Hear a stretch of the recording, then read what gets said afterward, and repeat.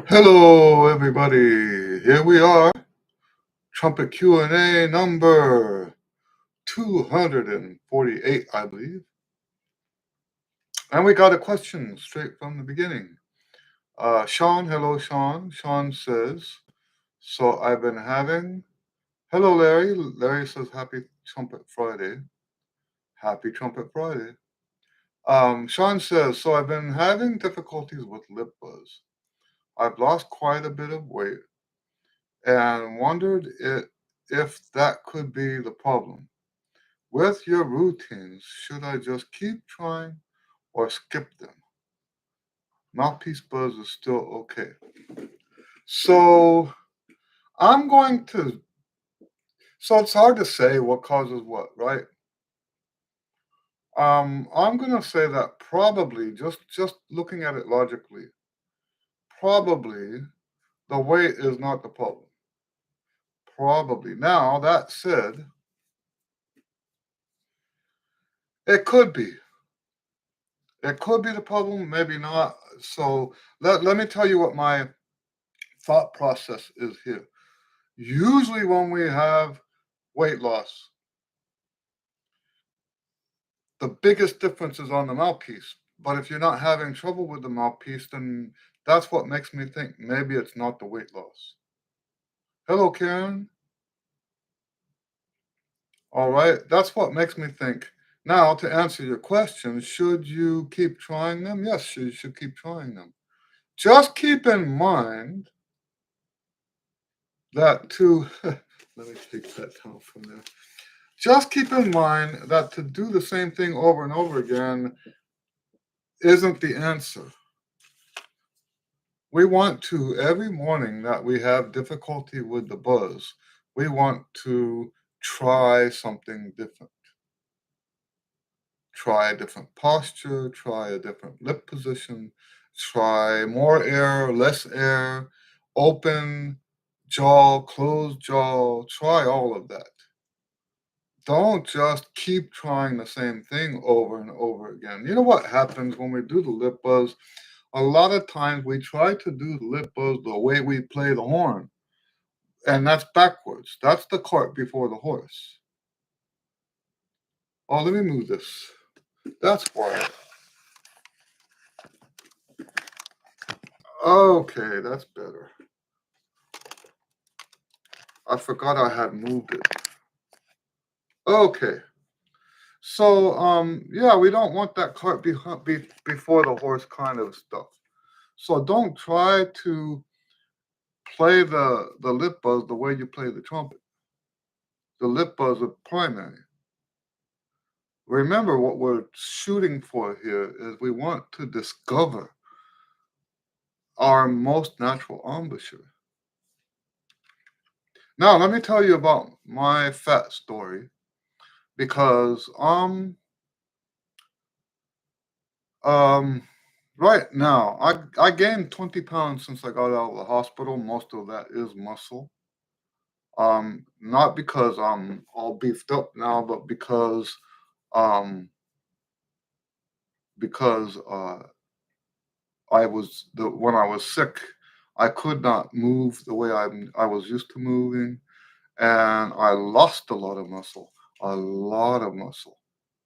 In fact, because of I'm not, I might be wrong about this, but it's, I seem to vaguely remember that when we are in a state of anemia, doesn't the body start like eating itself to get that iron or whatever?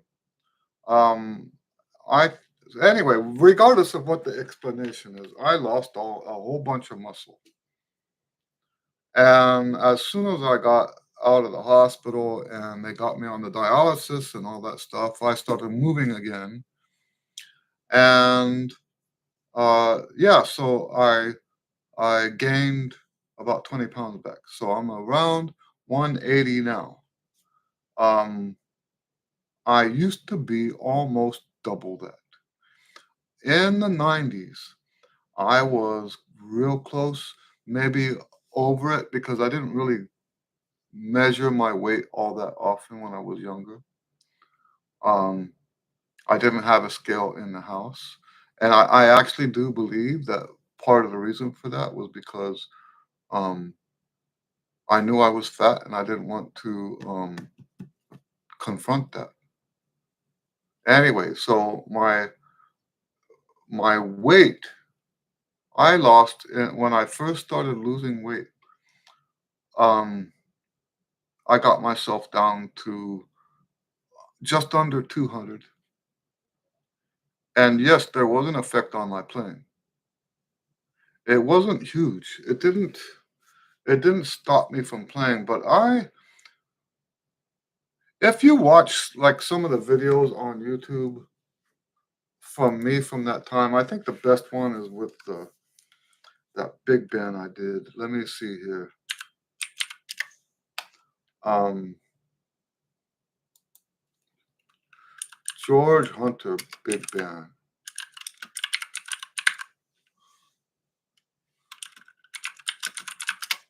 Let me see if that comes up.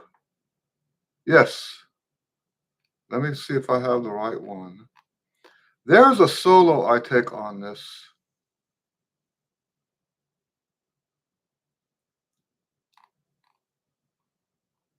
I hope this is the right one.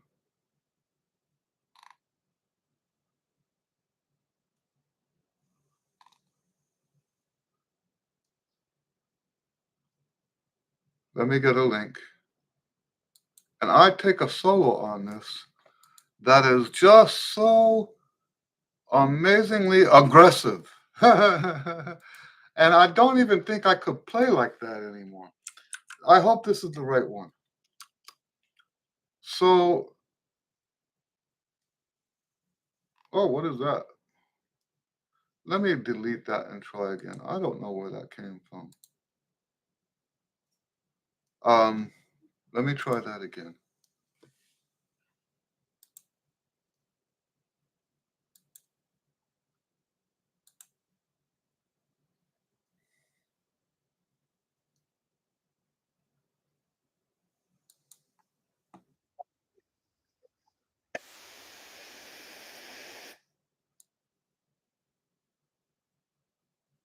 Yeah, this is the one. Let me get the link. Here we go. And the reason I'm sharing this is because this is when I was just about 300 pounds. And if you hear the level of aggression that I have in that solo, um, yeah, I think you would be shocked if you compare it to what I do today. You would be shocked. And I don't think it's just age. I do think that the weight had something to do with the fact that I was playing like that. I actually do believe that. So I'm not going to say that there was that losing weight has nothing to do with it. Losing weight does have something to do with it. When you lose weight, you don't only lose weight um, in the rest of your body, you also lose weight here, right? So the padding is going to be smaller. And anyway, so yes, I do believe that um, that losing weight can have an impact. I just question whether or not that impact would be on just the uh, the lip buzz alone. I just question that. I'm not saying it's not possible. It is possible. But let me ask you this for all of you: how much does that matter? When we have situations that present themselves to us, the need to deal with it has nothing to do. Now, I guess you could say, um, if you know what was causing it, you could know what to do about it. But what are you gonna do? Like gain weight so that you can play like you used to? There's actually trumpet players that talk like that. But remember my rule. All physical work or all physical stuff should be done for musical reasons. Actually, that's not the thing I was trying to say. If you were doing it that way, you probably justify it. What am I trying to say? That's the wrong saying. This goes back to my sayings about your priorities. Okay, if you have, so strike what I just said. That didn't come out right. If you go according to my priorities, right, where music is last on the list, you've got the your whatever your faith or your belief is at the top. You've got your health, you've got your family, and some people talk about friends being part of your family, and I don't have a problem with that. Um, my original doesn't cover friends at all. Shows where my head is. Um, Friends, your work or school, and then music at the bottom. And the only difference between me and my students is that I do this for a living. So if you do something that affects your health for the sake of your trumpet, you're on the wrong path. That's a sign that you are probably a trumpet worshiper. You guys have heard me talk about trumpet worshiping. Speaking of 300 pounds, I never really got rid of all that clothing. And this is one of those shirts that I was wearing when I was 300 pounds in the 90s. I don't really get rid of clothing. So that's why I'm wearing a tent right now. I didn't realize how bad it looked until we started the video. This does not fit at all. Evidence of my previous life. All right. Um, anyway, I hope that answers your question. Hello, Angela. Nice to see you. Adrian says, "Hi, Eddie. I've been having troubles with range, getting above high C, and working on it, but I haven't been noticing much improvement. Any advice?" Well, um, I challenged everybody a few weeks ago to go 6 weeks without stressing over high notes. Because, and hear me out, uh, especially getting above high C. And I'll give you my actual hands-on advice in a second, right? But if you're already playing up to high C, what happens after that is not physical. The strength you need to play high C is to our senses. No different from the strength you need to play Super C. It's not about the strength, it's about the mental control. What do I mean by mental? That it happens in your subconscious. So, knowing that, the reason we struggle is because our mind has not figured it out yet. It is not. And this is where so many people get it wrong. They are trying to treat. There's that ad out there that says, it starts off by saying, one of those Facebook ads, right? It starts off by saying, trumpet is an athletic event. And this couldn't be farther from the truth. Trumpet, playing high notes has nothing to do. I know I said this last week, and I apologize, but it's coming up again. Trumpet and lifting weights have nothing to do with each other. The way you get stronger at lifting weights is not equivalent to the way you get better at playing high notes. They are not the same. What you want is familiarity, not strength. The familiarity gives you the control you need to get the notes. So, my advice to everybody on this channel that asks about range, my first advice, because it's more complete than what I could say here, is to get my One Range book. Read it. It's a strategy book. Read it and understand the strategy. Understand the strategy. Okay? Um, Now, let's talk about how you do that. You determine what your range is. It sounds like your range, according to your message here, is up to high C. Okay? So use what you've got 2 days a week. Use your high C 2 days a week. Do not pass the high C. Do not try to play notes that are higher than that. If you know that your range is high C and you try to play higher than that, all you're doing is trying to find ways to manipulate the lips to make the notes come out. That's not beneficial.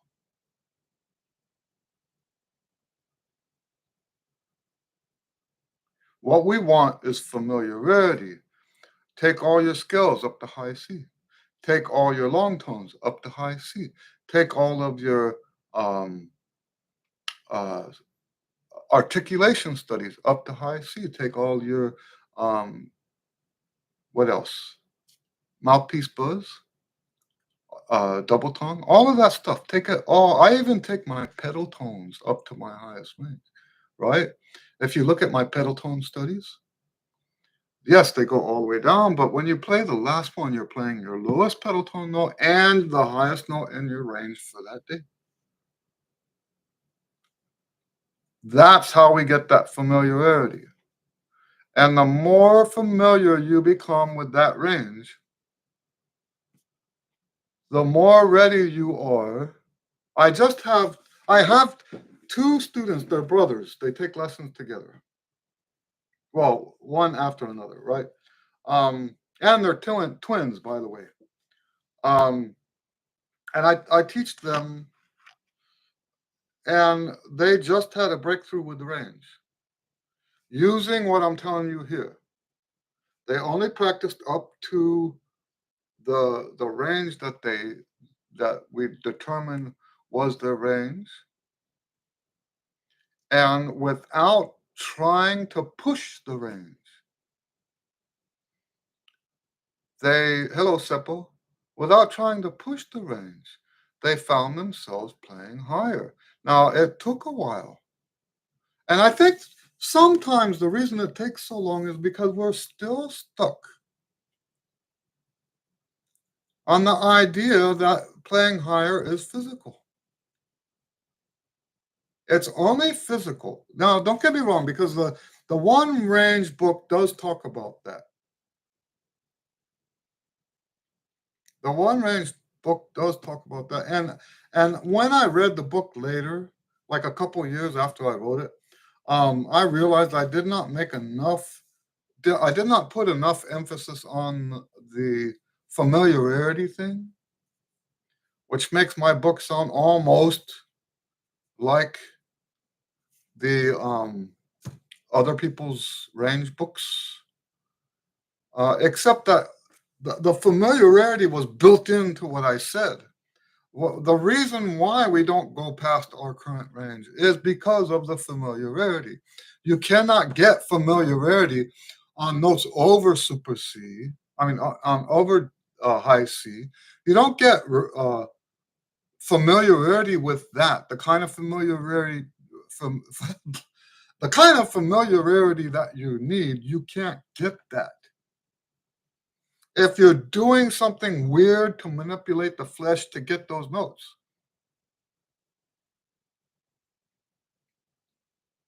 So yes, even though the familiarity thing is not explicitly stated in the one range book, it's all there. The principle is still there. I just didn't say it enough. Um, so yes, take everything that you're doing up to your full range, up to high C, 2 times a week. The rest of the week, range limit. I'm not going to go into more details because it's all in the book. But yeah, so that's how I see it, and that's what we want to do. All right, let's see. All right, I'm way behind. Let's see here. Karen says I've switched to using my Bach 10.5 mouthpiece, hoping that might help with my range and endurance. Not sure yet. I think I just have old thin lips. So, you guys know that I don't like to say it that way. I'm more interested in having the right size, but I do think that the 10.5 is a good size for you. I really do. Just based on my work with you, I do believe that. Now let's talk about, and I know it looks like two sides of the same coin. I know, I understand that. If you have the wrong mouthpiece, and let me tell you this, it's true whether the mouthpiece is too big or too small. This applies to both.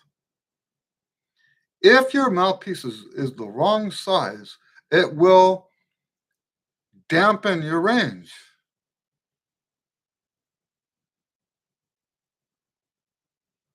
If your mouthpiece is too big, now no, most people already know about that, right? But the same is true with the if the mouthpiece is too small. And you could we used the equivalent last week, right? About um, wearing the right size shoe. If you have the wrong size shoe on, it's going to make you run slower, not faster. What we're looking for is the mouthpiece that's right for us. Okay? And I know on the surface it looks like I'm saying the same thing as everybody else because it's almost as if I'm saying a better mouthpiece can make you play higher. No, but I don't believe that.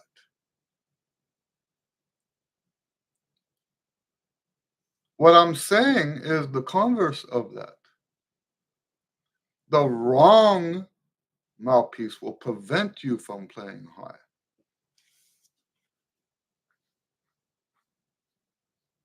It's not the same thing. I know that looking at it logically, it's a kind of dangerous thing to say because it does sound just like what everybody else says about smaller mouthpieces help you play higher. Um, anyway, hello, Angela. Angela says, I think that trumpet can be played on all lip sizes. That's correct.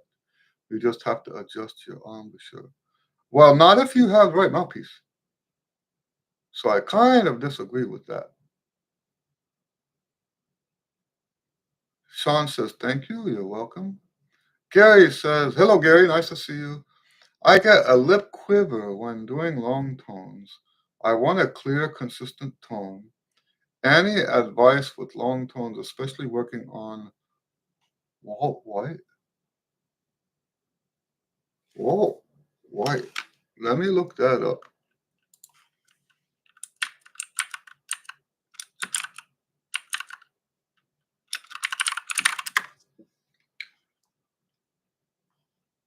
Walter White long tones. Who is this? Oh, it's somebody like me. Someone who's got books and stuff. Okay. All right. I'll have to check that. I'm going to leave that open. I'm going to check it out. All right. So long tones.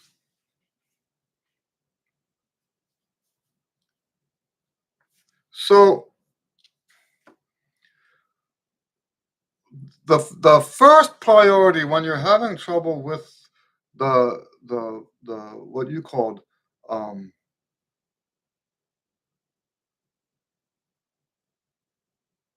a lip quiver. When you have a lip quiver, go take it back to the beginning first. Make sure that you have a steady airstream. We want fire hose air. I've used that analogy before. We want fire hose air. You open air, right? We want that when we're playing.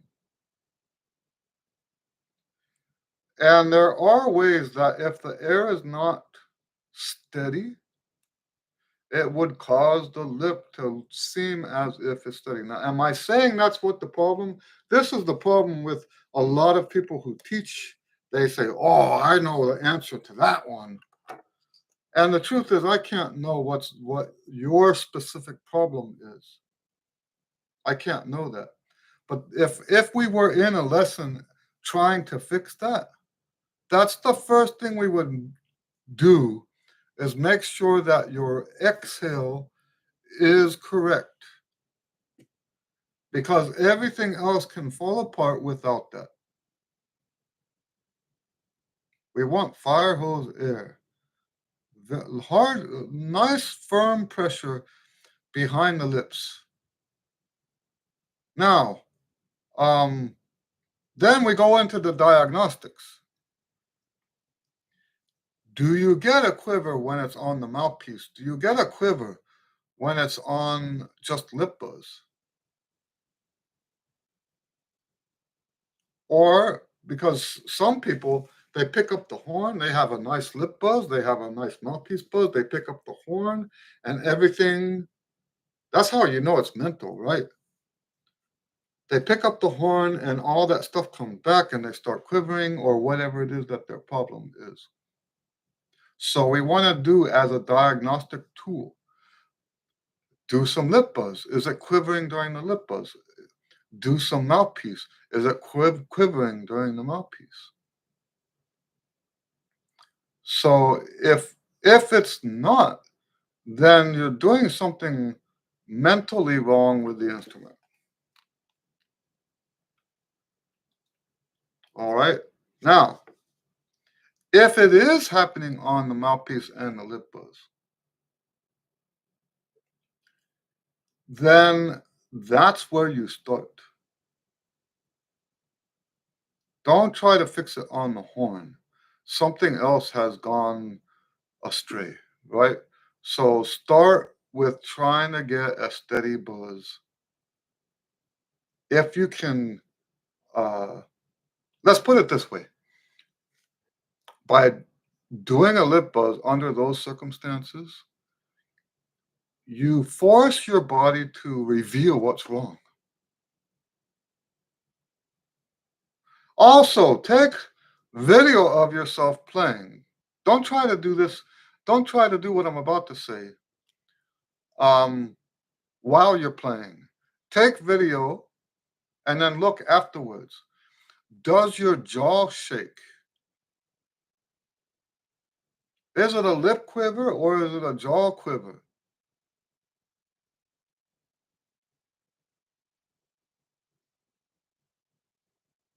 Now, I have had students that had a jaw quiver. I say students, it was actually one student. I had a student, he had some sort of focal dystonia.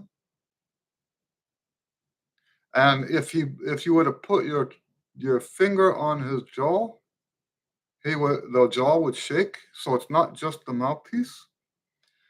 He put his hand on the jaw like that, and he could not hold the jaw steady. Um, and he said it was diagnosed as focal dystonia. If you have that, the situation's a little bit more complicated because it's not just mental. Now, I do think that the answer is still mental, even though the problem, if you do actually have focal dystonia, the problem is physical or maybe neurological. I wouldn't say that just because it's neurological that it's not physical, right? Um, but even then, the answer to being able to play on the horn with focal dystonia is still mental. The answer to finding your way around that is still mental. So so if it's not focal dystonia, it's 100% mental. If it's not, let me say it a different way. If it's not a medical problem, then it is mental. By definition, it's mental. So how do you fix it if it is mental? The way you fix it is through what we call focus. Focus. Your mind should be focused on the right thing. And what is that right thing? That right thing is expression.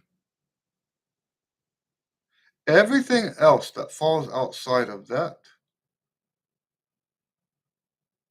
is a distraction. And when you get distracted in that way, the mental stuff comes back. So if you do have, now I can't know you for sure, okay? I can't know you for sure. But um, those are the things we would do if you were here for a lesson. And you guys have heard me say that whatever your air is, that's what your music is. So when we talk about expression, we're also talking about air. I would also say that if you are having issues with a quiver, then you need one of my routine books. If you're not using my routine books, I strongly recommend. And why is that?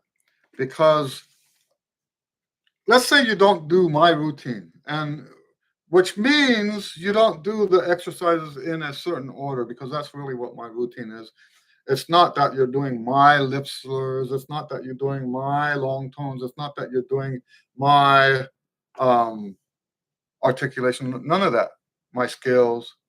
That's not it. The routine is a sequence of exercises.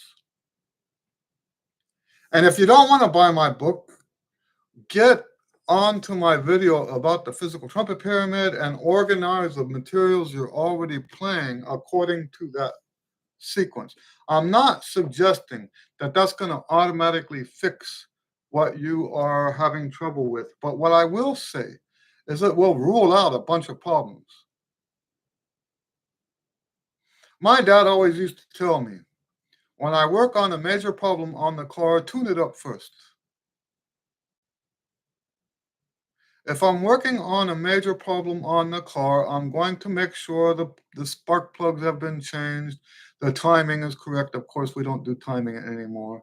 Um, that the oil's been changed. There's very few things we do anymore, but back when he taught me this, um,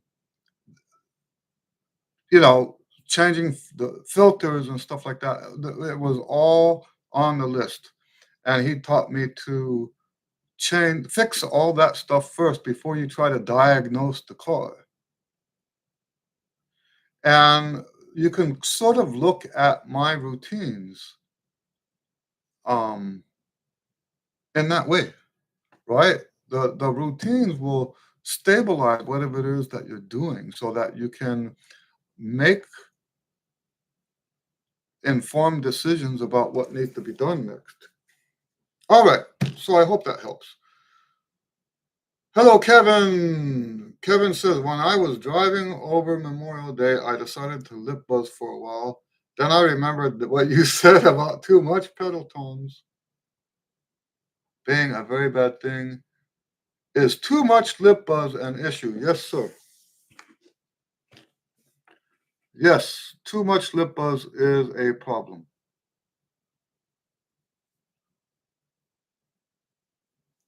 Um, Now I won't say names. No, yeah. So I have had students that did too much, and um, I don't really know right now what to say to explain that. I used to think I knew. What I do know that is that you can do too much. I know that for sure. I just can't. As we get older, we get less confident. Not like what the society believes today. With all the talk of experts and all that nonsense. We talked about this recently. A real expert knows the older he gets and the more advanced he gets in his field, the less he knows about. Not the less he knows, the more he realizes he doesn't know enough. None of us know enough. And as we get older, this is why Jesus said, the one who doesn't have any sin cast the first stone, and the oldest ones left first. They left, they walked away, starting with the oldest and ending with the youngest. The youngest always think they know everything. And so, yes, we've got the same thing here. Anyway, so my point is, um, I'm not so sure I understand why there's too much lip buzz, but it is a thing. That's why there's so little lip buzz in my. Why do I say so little bit lip buzz? The guys that who are gun ho lip buzzers will lip buzz for a half hour or more. When the whole lip buzz thing is very controversial. And when I first started my internet life, there were two sides. There was a side that says everybody should do lip buzz, and there's the other side that says nobody should do lip buzz. And they have their explanations and stuff like that. But what they said didn't match up with what I was doing. I'm not on the no everybody should do lip buzz. I'm not on the side of the people that say nobody should do lip buzz. I'm not either one of those. I think lip buzzing is beneficial. Um, and but it as a daily rudiment. But if you're doing like 15, 20 minutes, 30 minutes of lip buzz a day, even 15 is too much. Even 15 minutes at the highest levels is too much.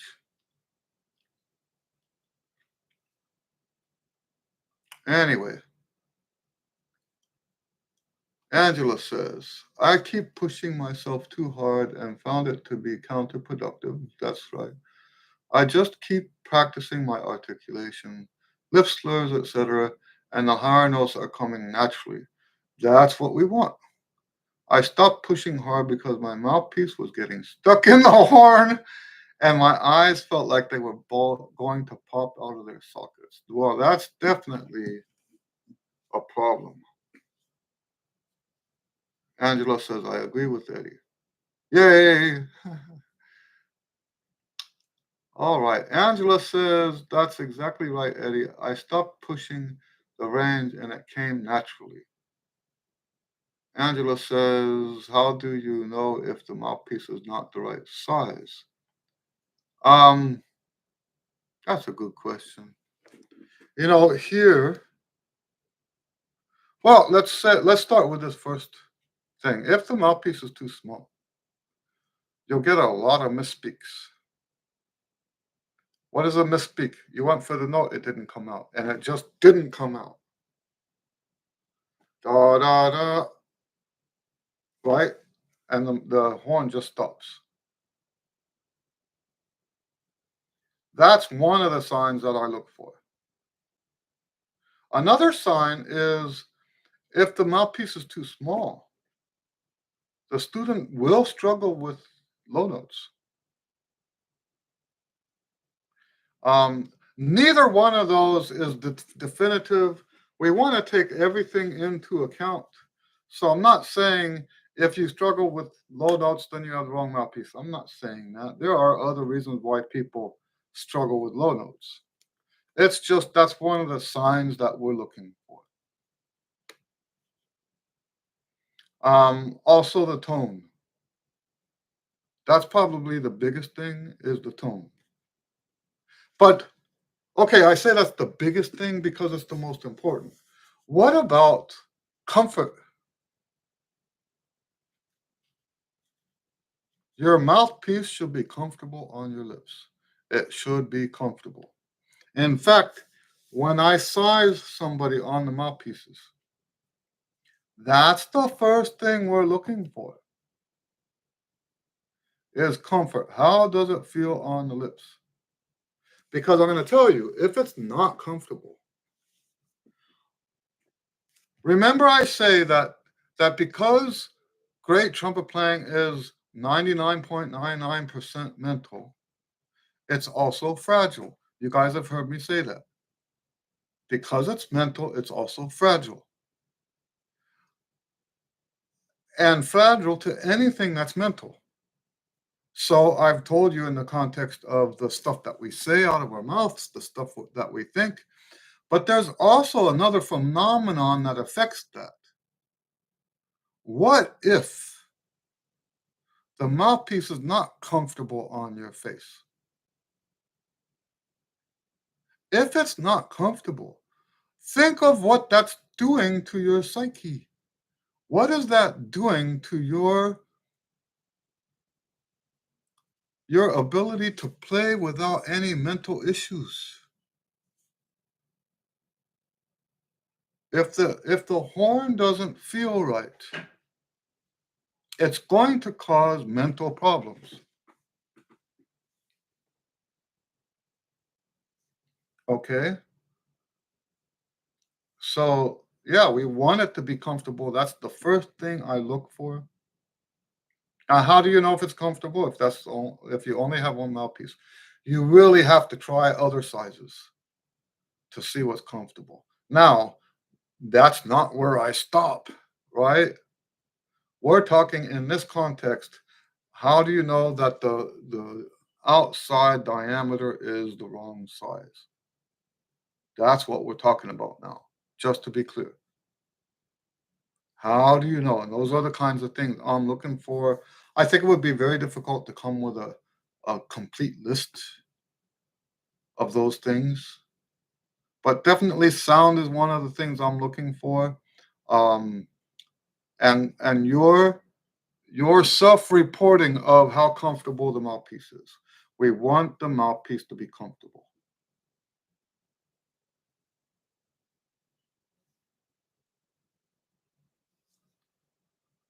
Karen says, I'm a little more concerned about endurance than range. So for the endurance, we want to, I was worried because I've gone this Galveston Beach band that I've been doing on Tuesday. There's a lot of marches and there's a lot of hard playing. It's not a tough gig, but physically it's more demanding than most of the gigs I play. Always has been. Um, and now I'm playing first chair. Um, and I was just concerned going into it that my endurance wouldn't be up to, uh, what it used to be. Because I told you guys I have not been able to practice on the schedule that I used to practice before I got sick. I probably will never get back to that again because of this dialysis stuff. Unless I go to home dialysis, which I have actually been considering. If I can go home dialysis, I can do the dialysis while I'm sleeping. Um, so maybe I can get my practice life completely back if I do that. I don't know. But uh, but yes, for now, I can't practice the way I used to. And I used to believe that because how much I practice was so much more demanding than what I do on the gigs, even the Galveston gig, that's what kept me from having trouble on those gigs. But I think I was wrong. I think even the endurance is mental because there's no way I didn't have any trouble. We had a Monday night rehearsal, and the rehearsal was a little longer than the gig. Then we had the Tuesday night gig, and I didn't have any chart problems at all. There was nothing endurance wise, no range issues, nothing. It was as if I've been practicing all this time. And I want to be clear, I haven't done anything to get my endurance back. So, how do we explain that? I told you that when I was sick, I lost a lot of muscle. How do we explain that? Endurance is not as physical as we think it is. It's tough. But I think part of the reason is because of the fact that and I understand that when it goes bad, we feel it physically. Don't get me wrong. Of course, we feel it that way. But improving it is not physical. In fact, here's what I'm going to say because it's the same either way. The answer, whether it is physical or not physical, the answer is still the same. Push past your fatigue. That's the answer. Push past your fatigue. No matter how much this burns, no matter how much this burns. There's people that say, "Oh, you shouldn't ever burn in the lip." I'm sorry, that's not true. I think what happens is when these burn, you, I, a lot of people quit playing because I'm so tired, and they give up. If you keep pushing past this burn, then other muscles in your face start to burn, including your lip.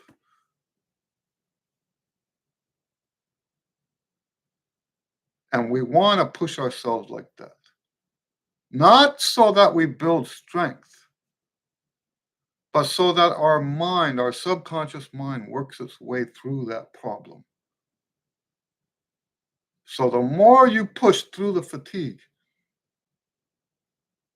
the better. I do also believe that practicing higher routines helps. Like if you practice up to high C when high C is the edge of your range, and doing like the routine up there and getting all your scales and all that other stuff, that's going to help too for the same reason, not because of the chops, but because of what it does to your subconscious mind.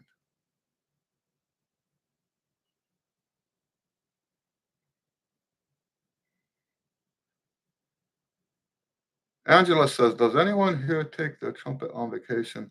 I actually don't like that. Vacation is time that we spend with family, and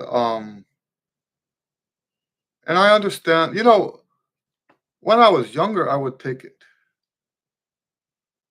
And my intention before I have the beliefs that I have today, I would take my trumpet with the intention of practicing, and it never happened.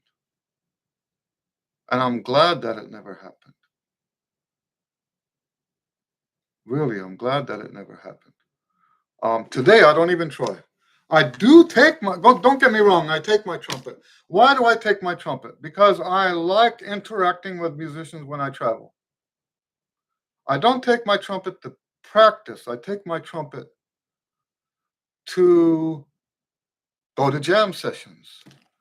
Um, my mom has passed away now, but up until she passed away, when we went to visit in Phoenix, I would always hit a jam session while I was there.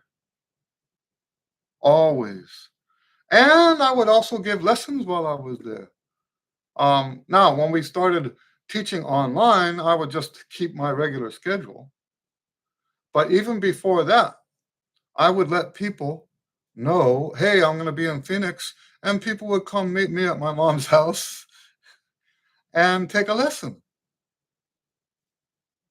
And so, yes, I like doing that kind of thing. When we traveled to South Africa, um, now I did go to a jam session one time in Port Elizabeth. I think that's the only jam session I went to, but in all the time that I've been to South Africa. But I'm always doing master classes and clinics and um, stuff with the students. There's even pictures of me doing the, I guess we could call it horse, right? I have a trumpet game that I do when people hire me for a master class. The kids love it. They love it. They love it. They love it. When I come back the next year. By the way, let me plug my master classes right now. I was trying to get away from master classes when I was sick. Keep in mind, I got gradually sicker, sicker, sicker, sicker over a period of 5 years. And so starting in 2023, it got to be too much.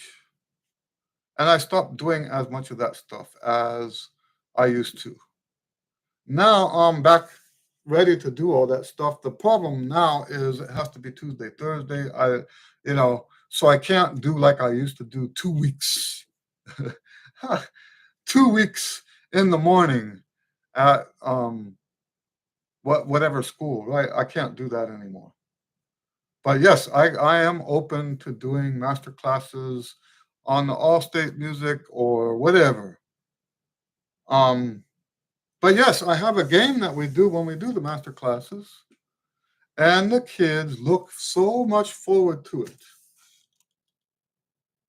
I think that's why some of them had me come back so often. Is just how much the students, and I don't like the word fun.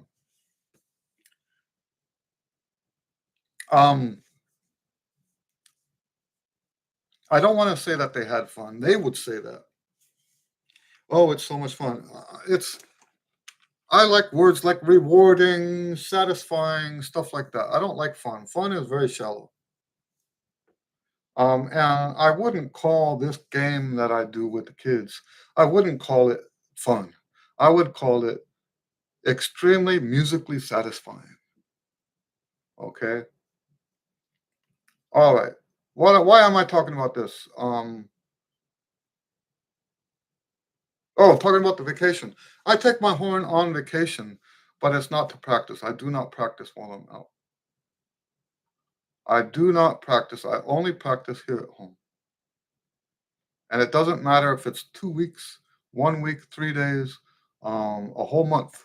When we go to South Africa lately, we've been doing a full month each time because there's just so much to get done while we're there.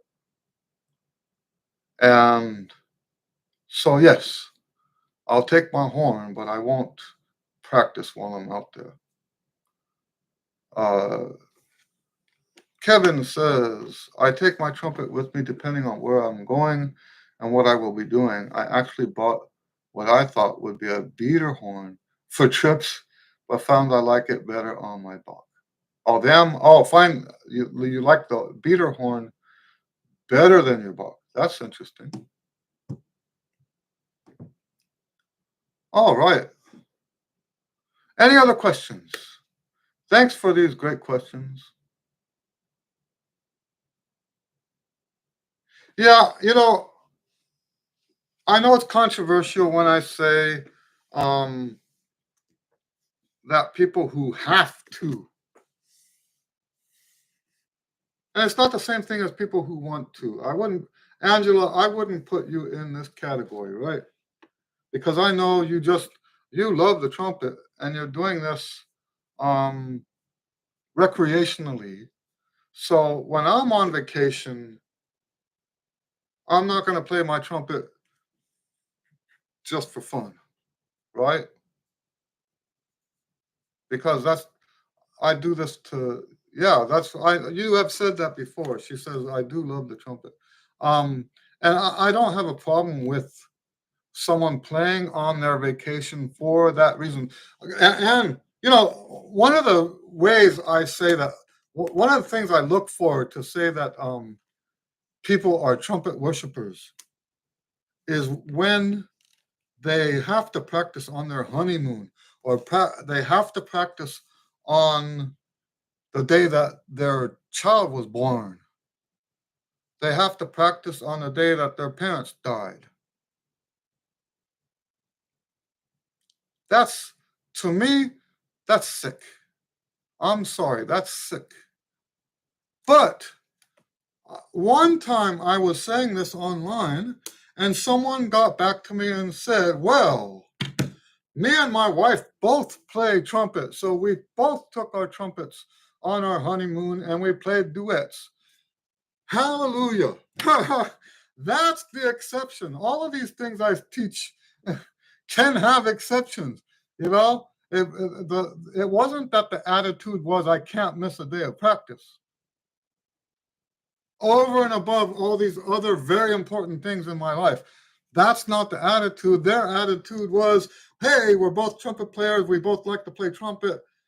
Let's play duets on our honeymoon. Hallelujah. I like that. I like that. But the dude that goes on his honeymoon and tells his wife, just a moment, honey, let me practice for 2 hours and then I'll be with you. I'm sorry, that doesn't fly with me. That doesn't fly.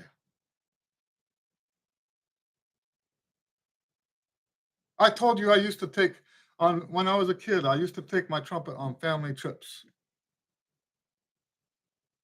I'm so glad. When I say I'm glad I didn't practice, it's because I was with my grandparents. How much time did I have left with them? Why would I use hours of my day with them to do something that doesn't involve them? Why would I do that? Not only is it a really selfish way to live, these people that have to practice every single day, otherwise the trumpet god will punish them. These people that have to do that, it's selfish. It's rooted in selfishness. Now, if you're retired and you've got lots of time to spend practicing and it doesn't screw up your priorities, I'm all for that. I am 100% in favor of that.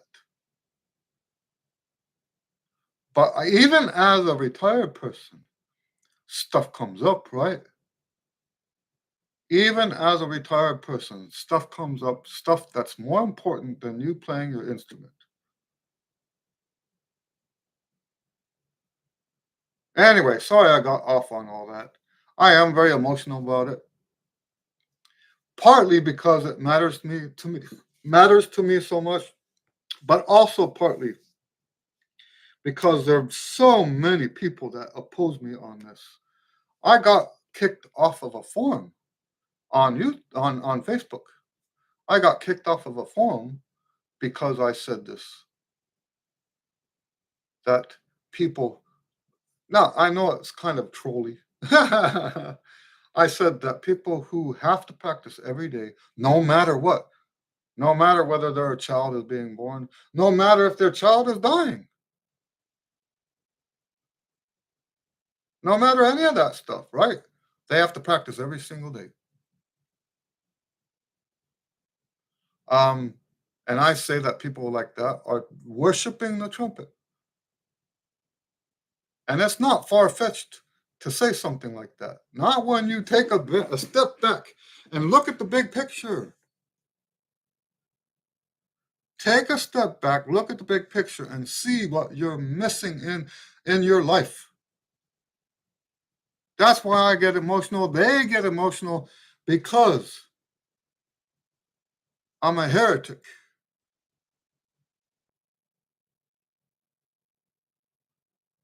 I'm their version of a heathen, right? They worship the trumpet, and I don't. In fact, I actually encourage people not to worship the trumpet.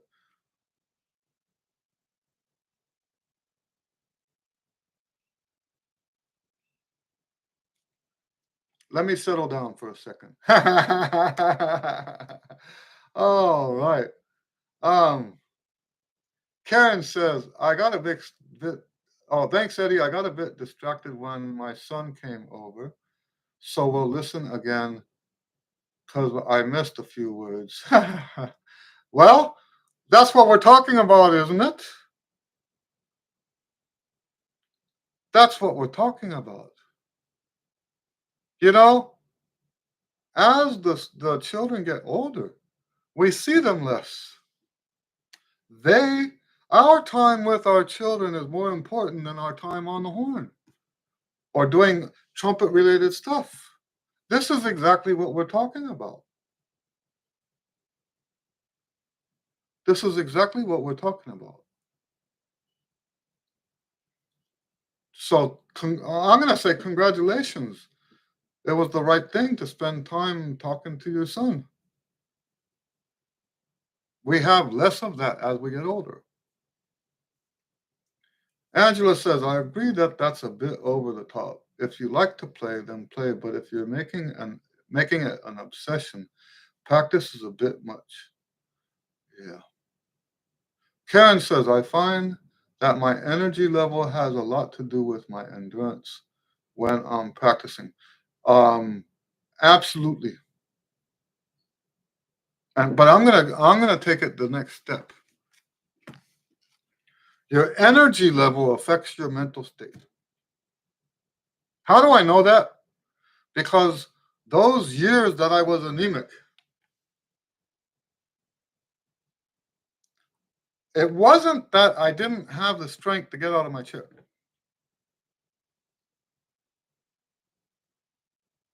I could get if it was the strength, I could have gotten out of my chair immediately because I had at least enough strength to stand up.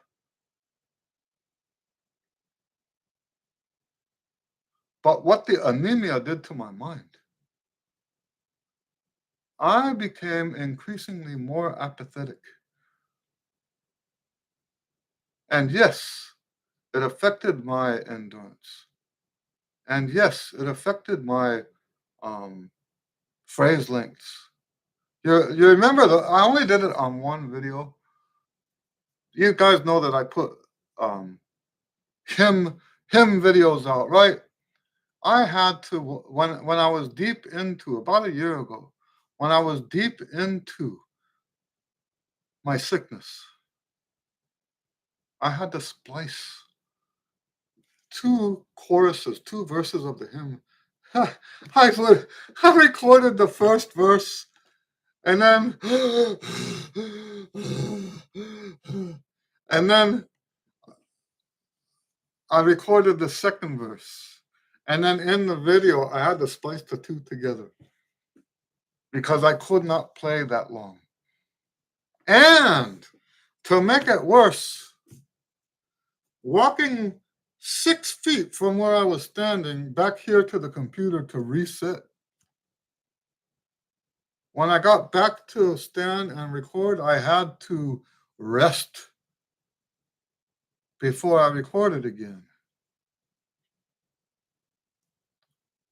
It was that bad. Okay. So, yes, I'm going to say that when you have um, overall body fatigue or body wellness, it affects your endurance. But I think the avenue through which it does that is through the mind. I really believe that now. The more I explore this mental stuff, the more convinced I am that it's legitimate. Seppo says many trumpet players are very serious and routined to do the same thing every single day. Even me, even I did that earlier, but learn to look into other things as well. Better to worship the God instead. Absolutely. Amen. Absolutely. The only time, I know we're over time, the only time that I recommend that people practice a lot is when they have a deadline and they have to meet that deadline. That's the only time. And when that deadline is over, you take a break.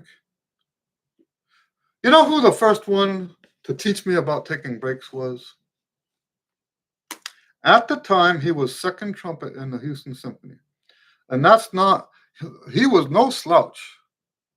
And you could hardly say that he wasn't dedicated to the horn.